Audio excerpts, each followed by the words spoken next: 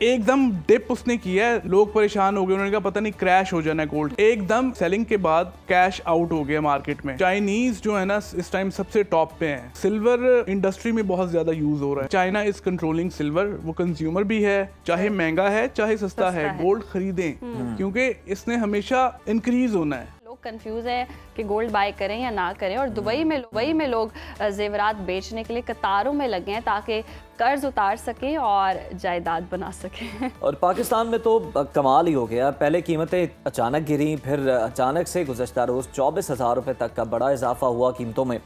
सरमायाकार परेशान है कि सोना अब खरीदना है या बेचना है, शशो पंच में मुब्तला है। तो क्या सोने की कीमतों में उतार चढ़ाव आर्टिफिशियल है और क्या चांदी अगला सोना है? मारूफ ज्वेलर फैसल उमर साहब हमारे साथ मौजूद हैं, जो कि इस किस्म के मौज़ूआत पर हमेशा हमारी रहनुमाई के लिए दस्तयाब होते हैं। आपको खुशामदीद कहते हैं शो में। पहले तो हमें ये बताइए कि दुबई के अंदर क्या हुआ? कोई ऐसे मनाजर लग रहे थे कि कोई सेल लग गई है और लोग लाइनें लगा के खड़े हैं और जो दुकानदार हैं, जो ज्वेलर हैं, वो शटर गिरा के निकल रहे हैं। हुआ क्या वहाँ पर? Thank you for inviting me. देखें, जब मार्केट क्रैश होती है ना एकदम, तो सबसे पहले क्या होता है, जो स्टेक होल्डर्स होते हैं वो पैनिक कर जाते हैं। यही चीज़ दुबई में भी हुई है। जैसे मार्केट एकदम क्रैश की, जो कि बिल्कुल सडन थी, सही, बिल्कुल भी कोई सोच नहीं रहा था। जिस तरह मार्केट ऐसे ऊपर जा रही थी, स्काई रॉकेटिंग, एकदम डिप उसने किया है, नोज डाइव की है। लोग परेशान हो गए, उन्होंने कहा पता नहीं क्रैश हो जाना है गोल्ड, क्योंकि अफवाहें भी फैली हुई थी, रूमर्स थे कि गोल्ड ने क्रैश हो जाना है और ये 2 लाख पे आ जाएगा, कोई कह रहा था 3 लाख पे आ जाएगा। लोग परेशान हुए, वो फौरन निकले, उन्होंने ज्वेलर्स की दुकानों पे जाके धावा बोला कि वी वांट टू सेल। एकदम इतनी ज्यादा वो सेलिंग के बाद उधर क्या हुआ कि कैश आउट हो गया मार्केट में। ज्वेलर्स ने अपनी दुकानें बंद कर दी कि भाई हमारे पास कैश नहीं है, we are not buying it. जब ऐसी सिचुएशन होती है ना, तो फिर यही होता है कि कैश आउट हो जाता है। तो यही वहाँ पे उन्होंने अपने शटर डाउन किए, उन्होंने कहा हम क्लोज्ड हैं, we are not buying anything. ये चीज़ हुई। तो फैसल साहब, पाकिस्तान में क्या हुआ है? सोने की कीमतों में हमने देखा गुज़श्ता रोज़ में 24,000 रुपए का इजाफा। ये कुछ सट्टाबाजी थी, क्या था, इसकी क्या वजह रही आलमी मार्केट? बड़ा अच्छा क्वेश्चन किया आपने। ये असल में ज्यादा जो है ना है सट्टेबाजी चल रही है इस टाइम।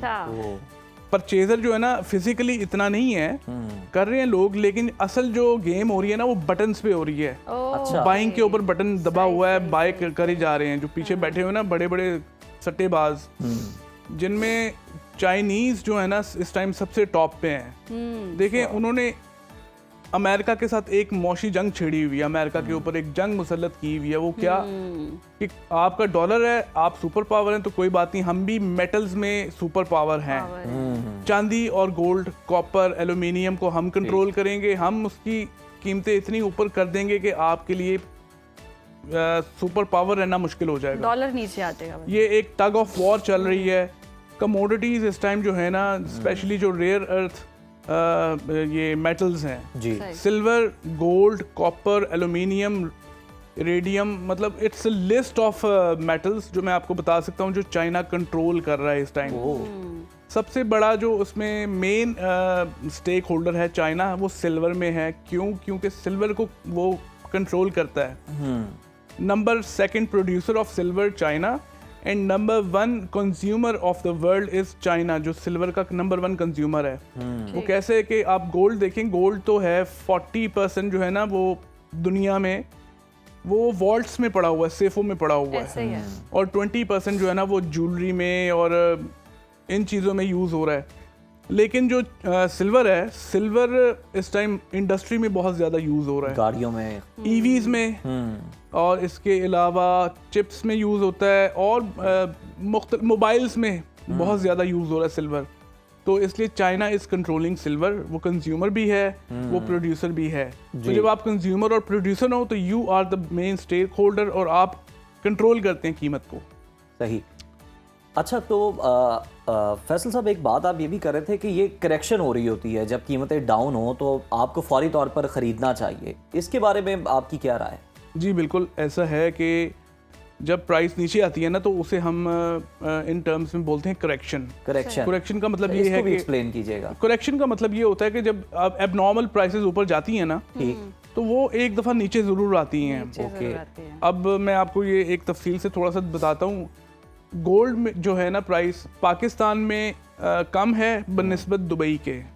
दुबई में गोल्ड प्राइस ज़्यादा है, यहाँ पे अंडर कॉस्ट सेलिंग हो रही है। दुबई में जो प्राइस है वो according to the international prices है। यहाँ पे अंडर कॉस्ट इसलिए है कि यहाँ पे एबनॉर्मेलिटी जो है ना, प्राइस फ्लक्चुएशन बहुत ज़्यादा है। तो यहाँ के जो लोकल मर्चेंडाइज है गोल्ड की, उन्होंने क्या किया कि हम इतनी ज़्यादा प्राइस नहीं ऊपर लेके जाते हैं, हम थोड़ा आहिस्ता आहिस्ता लेके जाएंगे। तो फिर मीनवाइल वो एक करेक्शन आई। करेक्शन के बाद फिर दोबारा क्या हुआ कि प्राइसेस नॉर्मल हो गई। वो जो ओवर कॉस्ट और अंडर कॉस्ट का जो फर्क था वो अब लेवल हो गया। अब जो प्राइस चल रही है ना, पाकिस्तान और दुबई वो सेम है। यानी फैसल साहब, हम इसको यूं भी कह सकते हैं कि ये जो मसनूई इजाफा होता है, ये एक दफ़ा उसको सेट करती है, अपनी एक्चुअल प्राइस पे लेकर आती है ये करेक्शन। जी, इसमें देखिए मसनूई इजाफा मैं नहीं कहूँगा जी, ये हेजिंग हो रही है, इसको हम बोलते हैं हेजिंग। जो ब्रोकर्स होते हैं ना, जो जिसको आपने भी बोला कि सट्टा हो रहा है, जो सट्टेबाज है ना, वो हेजिंग करते हैं, वो ज्यादा बाइंग करते हैं। फैसल साहब ये है कि ये अवाम के जहनों से खेल रहे हैं प्रॉपर, कि आपको अब एकदम ट्रैप किया है, लोग जाएंगे सेल करेंगे और उसके बाद फिर प्राइस बढ़ जाएंगे। जाहिर है, देखिए ये साइकोलॉजिकल इफेक्ट है। जाहिर है, आप बैठे बैठे जब रात को आप सोएंगे, सुबह उठेंगे, आप कहेंगे यार ये 4 लाख रुपए तोला सोना था, ये सुबह अचानक 5 लाख कैसे हो गया, व्हाट हैपेंड। तो यही अभी हमने लास्ट वीक ऑफ जनवरी में देखा है कि गोल्ड प्राइसेस जो हैं वो दे हैव बीन वेरी, कोई ना कोई खरीदार ही फोन कर रहा हो। बिल्कुल ऐसे ही है। आप यकीन नहीं करेंगे, मुझे डेली 200 to 300 कॉल्स आती है डेली। हमें अंदाजा है। और आपके शो के आने के बाद वो कॉल्स में इजाफा हो गया है। अच्छा, चलेंगे तो फिर क्रेडिट हमें भी जाता है। कॉम्प्लीमेंट करते हैं लोग कि आप you are speaking very well. देखिए, मैं लोगों को एक ही मशवरा देता हूँ, मेरे से दे आस्क मी गोल्ड लेना चाहिए या नहीं लेना चाहिए। माई आंसर इज ऑलवेज, हमेशा खरीदें, चाहे महंगा है चाहे सस्ता है, गोल्ड खरीदें, क्योंकि इसने हमेशा इंक्रीज होना है। ठीक, कोई सिचुएशन हम देख लेते हैं। आप किसी बात से, मतलब गाड़ियां हैं जी, प्रॉपर्टी है, गोल्ड है, आप किस में इन्वेस्टमेंट को ज्यादा बेहतर कहेंगे? Obviously gold. ऑब्वियसली गोल्ड, बिल्कुल, the answer is very obvious, gold. अच्छा, वो वजह है, हाँ, देखें गोल्ड हमारा सरमाया है। ठीक ठीक, हम अपना सरमाया क्यों बर्बाद करें लोहे में लगा के? गाड़ियां क्या लोहा ही है ना जी, ठीक है, और बाकी चीजें क्या हैं, दे आर वेस्ट। इतना भी कम ना उनको करें। देखें 3-3 साल चला के भी लोगों की उस कीमत से ज्यादा बिक जाती है। देखें, आप सही कह रहे हैं। मैं आपको एक वाकया सुनाता हूँ। मेरे वाले साहब के जो एक उस्ताद थे ना, उनके छोटे भाई ने ना उनको गाड़ी गिफ्ट की 1980s में। उन दिनों गाड़ियां बहुत रेयर होती थी। और मेरे जो वो अंकल, मैं उनको कहता हूँ, उन्होंने अपने भाई को डांट के आगे कहा, मेरा पैसा तूने सड़क पे लाके खड़ा कर दिया है, लोहे पे लगा दिया तूने, बर्बाद कर दिया मेरा पैसा। तो ये प्योर कारोबारी वो बंदा जो था ना, बहुत मशहूर है, मतलब हमारी इंडस्ट्री में। सेठ अफजल साहब उनका नाम था, अल्लाह उनको गरीक रहमत करे।